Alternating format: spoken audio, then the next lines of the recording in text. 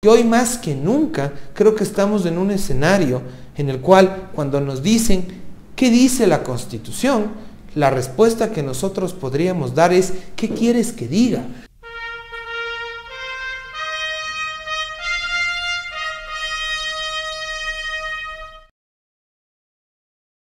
Entonces tenemos un primer problema de origen.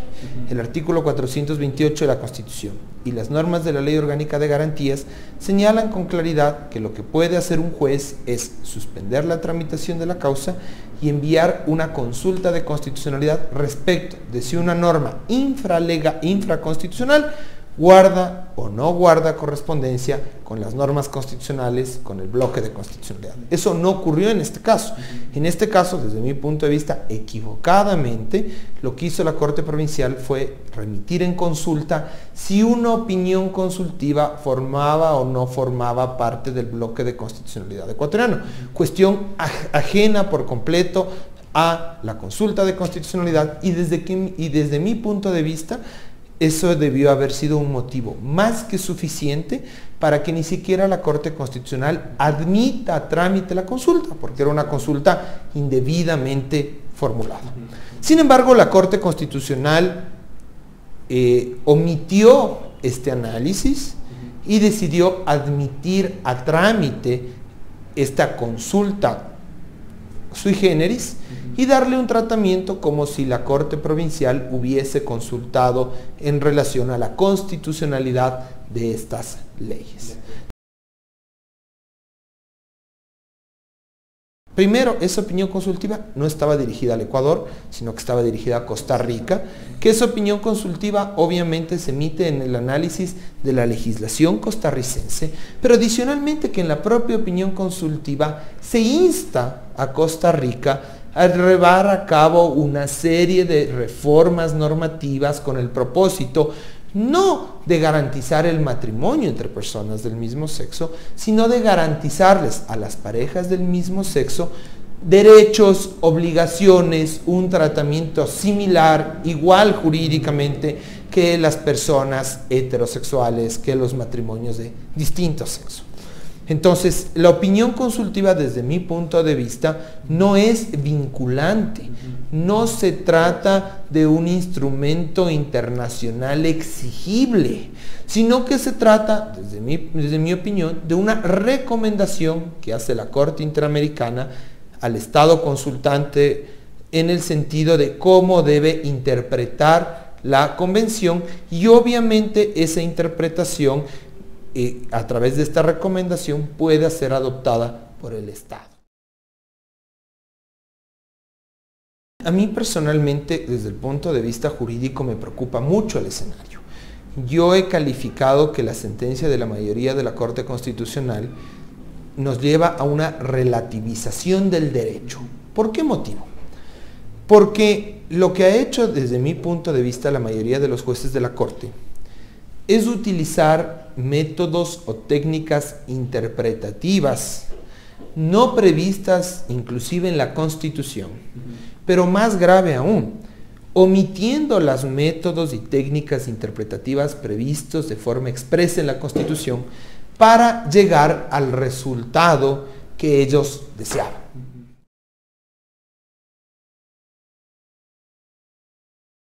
¿Qué implica esto? Esto implica formalmente el reconocimiento de que estas opiniones consultivas forman parte del bloque constitucional ecuatoriano.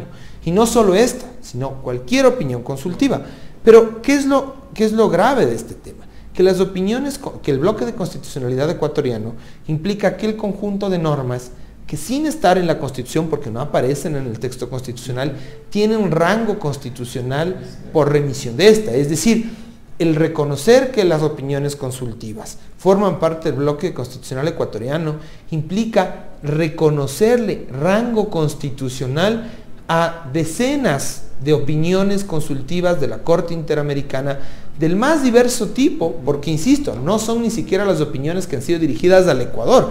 En este caso tenemos una opinión consultiva dirigida a Costa Rica, y yo ni siquiera tengo clara la cuantificación de cuántas opiniones consultivas hay, y obviamente para mí eso provoca una relativización del contenido de la Constitución. Abrir esta puerta quiere decir que que cada vez que la Corte Interamericana de hoy adelante emite una opinión consultiva, nuestro bloque de constitucionalidad, es decir, nuestras normas con jerarquía constitucional, se van incrementando. Entonces, obviamente, se abre una puerta de alguna forma peligrosa.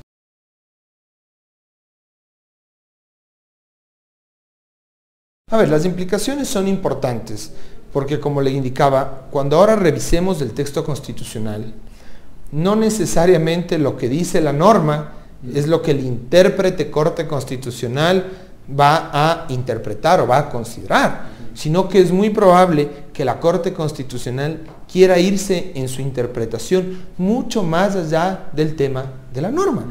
Y de hecho, desde mi punto de vista, lo que ha hecho la Corte Constitucional a través del voto mayoría es modificar la Constitución a través de una consulta de norma. De allí que se ponga en riesgo la supremacía de la Constitución, porque obviamente se supone que la Constitución es la norma superior, prevalece sobre todo el resto de normas. Y para modificarse, introducirse cualquier tipo de cambio, hay un procedimiento muy específico regulado a partir del artículo 441. Cuando resulta que una norma expresa de la Constitución, clara de la Constitución, puede ser mutada, como se llama, como se le denomina en la doctrina, yo le diría inclusive manipulada a través de un ejercicio interpretativo realizado a través de consulta de norma, obviamente que la supremacía de la Constitución se ve seriamente debilitada.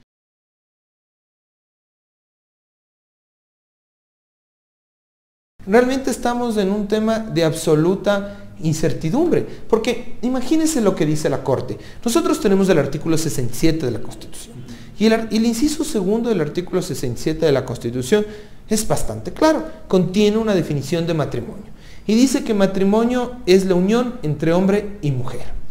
Según el voto de mayoría, e inclusive muchos sectores académicos que apoyan, que han señalado, no, esa no es una norma prohibitiva. El que la Constitución contenga una definición de matrimonio no quiere decir que excluye otros tipos de matrimonio, simplemente es casi una definición ejemplificativa. Entonces, claro, yo me pongo un poco a pensar en voz alta y me parece que es forzar mucho los argumentos, porque el hecho, ellos dicen que no es prohibitiva porque no tiene la palabra solamente o cualquier palabra que excluya otros tipos de matrimonio. Pero yo me pregunto, ¿qué pasa si el día de mañana yo tomo una definición legal de cualquier tipo? ¿No es cierto? Una definición inclusive de cualquier tipo de contrato. Y resulta que la norma pertinente me define un contrato de determinadas características. Y me dice que para estar frente a un contrato de este tipo debo reunir estas características. Obviamente, según este razonamiento, un contrato con características diferentes ya no se incluiría dentro de esta categoría normativa. Sin embargo, con la interpretación que en este momento se diría es, oiga, la definición legal de este contrato, que puede ser una compraventa, una permuta, un mutuo, la definición legal no excluye el que el intérprete pueda considerar que otra relación contractual, aun cuando no tenga estas características, también pueda ser considerado como la categoría original del contrato. A mí me parece que eso es sumamente riesgoso.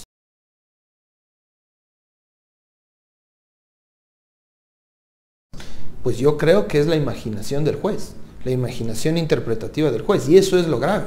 Es decir, si es que la Constitución no es de esa represa que contiene determinados cambios y simplemente yo tengo la posibilidad de saltarme la Constitución, por más loable que pueda ser el fin que estoy buscando, pues el problema es que el límite hoy por hoy es la imaginación interpretativa del juez.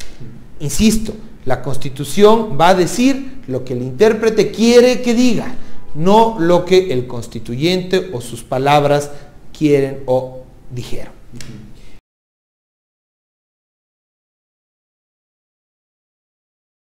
Pero yo sí creo que a través de la opinión consultiva lo que hicieron fue modificar el contenido de la Constitución. Porque al artículo 67, que era muy claro, lo complementaron con la interpretación que ellos le dan de la opinión consultiva. Entonces, ese complementar, que de hecho hablan, no es contradictorio, sino complementario, no es otra cosa que agregarle contenido al artículo 67. Y eso, desde mi perspectiva, solo lo podía hacer quien ejercía poder constituyente derivado, es decir, quien tiene la capacidad jurídica de modificar la Constitución, no un intérprete de la Constitución que lo puede aplicar.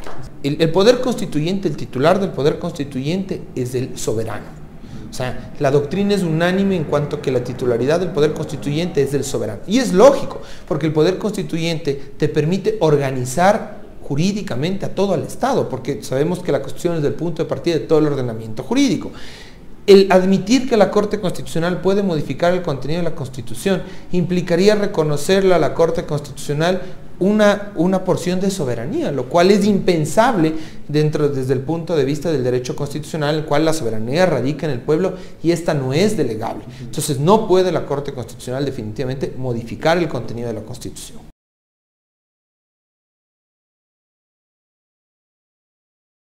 Sobre todo en la sentencia del juez Ávila, hay algo respecto a lo cual no se ha dicho mucho, pero que a mí me parece especialmente complejo.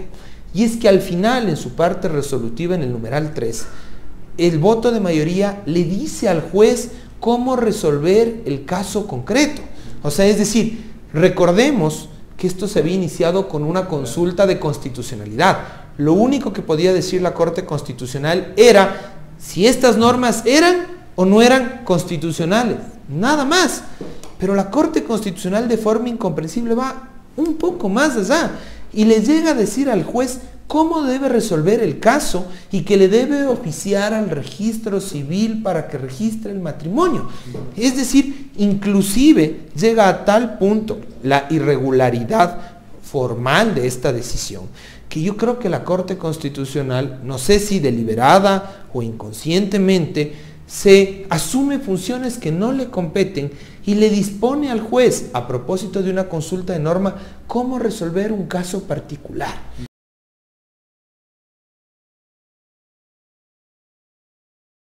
El tema del matrimonio paritario, como ahora se lo denomina, fue topado en Montecristi. O sea, es decir, hubo grupos que propusieron que en la Constitución se garantice este tipo también, este patrimonio, de matrimonio, o que se lo incluya. Sin embargo, por cualquier razón, esa propuesta no prosperó. Es decir, la intención del constituyente era muy clara. De hecho, cuando usted revisa el voto del juez Lozada, él inclusive prefiere desechar la interpretación teleológica o finalista, porque precisamente hay un reconocimiento público de que este tema se discutió. Y a tal punto se discutió en Montecristi que, como una especie de compensación, por llamarlo de alguna manera, se mantuvo la definición tradicional, digamos, del matrimonio, pero inmediatamente después se introdujo la posibilidad de que las uniones de hecho puedan formarse entre dos personas independientemente de su sexo. Entonces este tema se discutió y este tema en Montecristi fue objeto de debate expreso y finalmente prevaleció la tesis que consta en el artículo 67. El hecho de que la Corte Constitucional desconozca no solamente el texto de la Constitución, no solamente el contexto de la Constitución, sino también la intención del legislador, me parece que estamos al borde de cruzar una línea de arbitrariedad sumamente grave. Entonces, yo la verdad es que sí estoy preocupado como profesional en este tema, porque yo creo que esto ha abierto la puerta a una inseguridad jurídica grave, e insisto, a que hoy por hoy sea muy complejo, pero realmente muy complejo, poder determinar qué es lo que quiere decir la Constitución. Porque hoy más que nunca creo que estamos en un escenario en el cual cuando nos dicen ¿qué dice la Constitución?, la respuesta que nosotros podríamos dar es ¿qué quieres que diga? Y en función de la respuesta del interlocutor, utilizar cualquier método interpretativo del enorme universo que existen para poder satisfacerle a mi interlocutor y darle una respuesta conforme a la que quiere escuchar. Y eso para mí es el fin de la seguridad jurídica.